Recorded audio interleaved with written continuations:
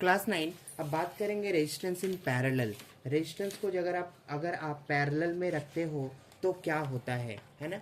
Resistance को पहली बात तो सर किससे डिनोट करेंगे, तो रेजिस्टेंस को हम डिनोट करेंगे इससे। इसे क्या कहते हैं, इसे कहते हैं फिक्स्ड रजिस्टर। क्या कहते हैं, फिक्स्ड रजिस्टर। फटाफट बोलो क्या बोलते हैं इसे, फिक्स्ड रजिस्टर। हाँ अच्छा, लेकिन अगर मैंने ऐसे बोला तो इसे क्या कहेंगे, वेरिएबल रजिस्टर। क्या कहेंगे, वेरिएबल रजिस्टर। अच्छा सर इसमें रेजिस्टेंस की वैल्यू चेंज नहीं होती है, लेकिन इसमें रेजिस्टेंस की वैल्यू को अपन चेंज कर सकते हैं, इसीलिए इसका नाम क्या पड़ा, वेरिएबल रजिस्टर। अब अपन पढ़ेंगे कि जब रेजिस्टेंस को पैरेलल में लगाया तब क्या होगा। पैरेलल इट मीन्स क्या होता है, एक रजिस्टर ऐसा, एक रजिस्टर ऐसा और फिर एक रजिस्टर ऐसा, बराबर ना। पैरेलल, ये क्या हुआ, रजिस्टर, ये भी रजिस्टर, ये भी रजिस्टर। और पैरेलल का क्या मतलब हुआ, पैरेलल का मतलब हुआ कि एक के नीचे एक। यहाँ पे दिख रहा है आपको R1 R2 R3, R1 R2 R3 single line में है क्या, नहीं सर। लेकिन क्या यहाँ पे R1 R2 R3 single line में है, हाँ sir.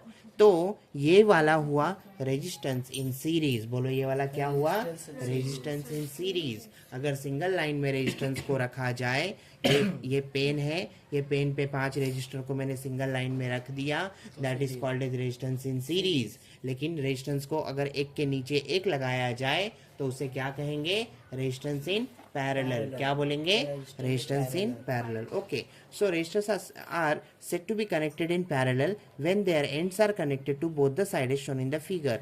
The figure show 3 register R1 R2 R3 connected in parallel between point C and D. अच्छा, ये रजिस्टर को R1 R2 R3 को किसी दो पॉइंट के बीच लगाया है क्या, हाँ। वो दो पॉइंट कौन सा है, C और D। वो दो पॉइंट कौन सा है, C और D के बीच में, ठीक है। तो अगर रजिस्टर R1 है तो उसका करंट क्या रहेगा, I1 होगा। रजिस्टर R2 है तो उसका करंट क्या होगा, I2 होगा, I2। रजिस्टर R3 है तो उसका करंट क्या होगा, I3 होगा। क्या होगा, I3। वेरी गुड, इतना समझ में आ गया। Let I1 I2 and I3 be the current through, then the total current flowing through the circuit is. Total current कितना फ्लो होगा सर्किट में, मतलब पूरा करंट कितना फ्लो होगा सर्किट में, तो उसे हम रिप्रेजेंट करेंगे I से। टोटल करंट को किससे रिप्रेजेंट करेंगे प्यारे बच्चों, तो I से रिप्रेजेंट करेंगे, जो कि क्या होता है प्यारे बच्चों, I1 plus I2 plus I3। चलेगा, I1 plus I2 plus I3। लेकिन according to Ohm's law, Ohm's law अगर आपन ने पहले पढ़ा है, नहीं पढ़ा है तो मैं फिर से बताऊंगा। According to Ohm's law V equal to I R होता है, V equal to I R होता है। यहाँ से हम I निकाल सकते हैं, हाँ सर। I equal to V upon R होगा। बोलो I क्या होगा, V अपॉन आर होगा, V अपॉन आर होगा। V को क्या कहते हैं, पोटेंशियल डिफरेंस। R को क्या कहते हैं, रेजिस्टेंस। R को क्या कहते हैं, रेजिस्टेंस कहते हैं, रेजिस्टेंस कहते हैं। क्या कहते हैं, resistance. We call R as resistance. अच्छा, रेजिस्टेंस को अब मेरा आंसर देना। रेजिस्टेंस को अगर एक लाइन में लगाया तब क्या बोलूंगा, रेजिस्टेंस इन सीरीज। रेजिस्टेंस को एक के नीचे एक लगाया तब क्या बोलूंगा, resistance in parallel. Very good. तो यहाँ पे क्या हुआ, then the total resistance, then the total current. Total current जो सर्किट में, ये सर्किट में, हाँ ये सर्किट में होगा, वो क्या होगा, तो I1 plus I2 plus I3 होगा। लेट RP, RP मतलब रेजिस्टेंस इन पैरेलल। अच्छा तो सर सीरीज के लिए RS लिखा होगा इन लोग ने, हाँ सीरीज के लिए क्या लिखा होगा, RS लिखा होगा, क्योंकि S का मतलब सीरीज। पैरेलल के लिए RP, क्योंकि P का मतलब पैरेलल, P का मतलब पैरेलल। आप लोग फटाफट मैथ का 3-4 एक्सरसाइज करो, और इसके तुरंत बाद में आपका मैथ का डिस्कस करने वाला हूँ, है ना। हाँ यहाँ पे ध्यान देना। तो let RP be the effective resistance. Effective मतलब total resistance between point C and D according to Ohm's law. According to Ohm's law. Ohm's law क्या कहता है, ओम्स लॉ कहता है as long as the physical state of conductor remain same, current I is directly proportional to potential difference V। क्या बोला ohms law, Ohm's law ने कहा कि as long as the physical state, physical state जब तक conductor का same रहेगा, बोलो फिजिकल स्टेट जब तक कंडक्टर का सेम रहेगा तब तक potential difference is directly proportional to current. चलेगा क्या? As long as the physical state of conductor remain same, current I is directly proportional to potential difference. जितना ज़्यादा पोटेंशियल डिफरेंस उतना ज़्यादा करंट, जितना कम पोटेंशियल डिफरेंस उतना कम करंट। अच्छा, लेकिन सर ये जो प्रोपोर्शनलिटी साइन है इसे भी तो हटाया इन लोग ने ना। हाँ, इसे हटाया, इसे क्या कहा? V is equal to R I. क्या लिखा? V इज इक्वल टू, या फिर आई आर बोलो, क्या बोलो? V is equal to I R. अब यहाँ से करंट निकाल सकते हो, अभी निकाला, V अपॉन आर निकाल दिया ना, V अपॉन आर। किसी ने बोला कि आर निकालो सर, रेजिस्टेंस निकालो, क्या होगा? तो V अपॉन आई होगा भाई, क्या होगा? देखो 3 फॉर्मूला अपन ने कर दिया। पहला V is equal to I R बराबर, फिर अपन ने किया I is equal to V upon R, और फिर अपन ने किया R is equal to V upon I. V upon I, yes और नो?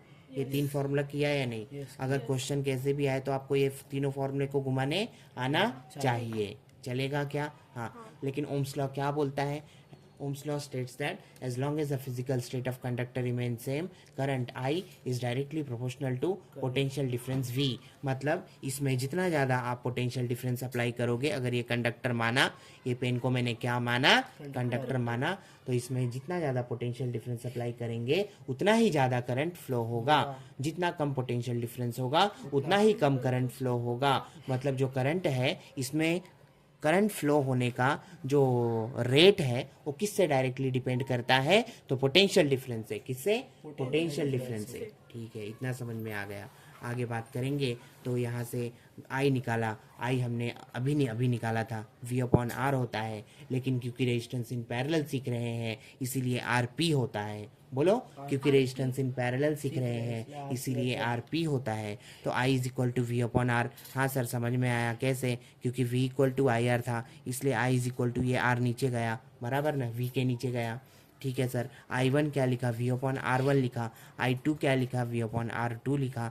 I3 क्या लिखा? V अपॉन R3 लिखा। इससे क्या समझ में आया? इससे ये समझ में आया कि जो सर वोल्टेज है वो सेम है और जो रेजिस्टेंस है वो बदल रहा है। कभी R1 है, फिर R2 है, फिर R3 है, ऐसे R4 रहेगा, है ना, चेंज होते जा रहा है। तो V अपॉन आर पी हमें क्या मिला? V अपॉन आर पी का मतलब हुआ आई।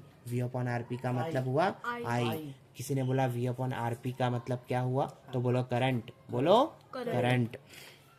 तो क्या हुआ? V अपॉन आर वन हुआ I1 के लिए, V अपॉन R2 हुआ I2 के लिए, V अपॉन R3 हुआ I3 के लिए। अच्छा sir, I1 plus I2 plus I3 कर रहे हो आप? हाँ, तो वो उससे किया तो क्या मिला? 1 upon R P is equal to, यहाँ पे देखो 1 प्लस 1 प्लस 1, नीचे R1 R2 R3। क्योंकि V क्या है? क्योंकि V सेम है। तो V अगर सेम है तो इन लोग ने क्या किया? V को कॉमन रख दिया और इसे लिखा 1 upon R1 plus 1 upon R2 plus 1 upon R3, ऐसे लिखा। चलेगा क्या? बोलो बोलो, चलेगा क्या? Is equal to V upon R P, ऐसे था ना, V अपॉन आर पी। अब यहाँ पे दिख रहा है V can be cancelled out, बचा 1 अपॉन आर पी। क्या बचा? 1 upon R P is equal to 1 upon R1 plus 1 upon R2 plus 1 upon R3। इतना समझ में आ गया। आगे, if n resistor are connected in parallel, ये तो ठीक है सर, 3 रजिस्टर जब कनेक्टेड रहेंगे पैरेलल में तब ये कंडीशन है। कितने? 3 रजिस्टर के लिए ये कंडीशन है। लेकिन अगर बहुत सारे रजिस्टर कनेक्टेड रहेंगे तो, if there are too many resistor connected in parallel, if there are too many resistor connected in parallel, तब अपन कंडीशन क्या लेंगे? तो 1 upon R P is equal to, same यही formula, till plus 1 upon R N तक जाना है। कहाँ तक जाना है? प्लस 1 अपॉन आर एन तक गाड़ी को रोकना है। इतना समझ में आ गया? मुझे लग रहा है समझ में आ गया।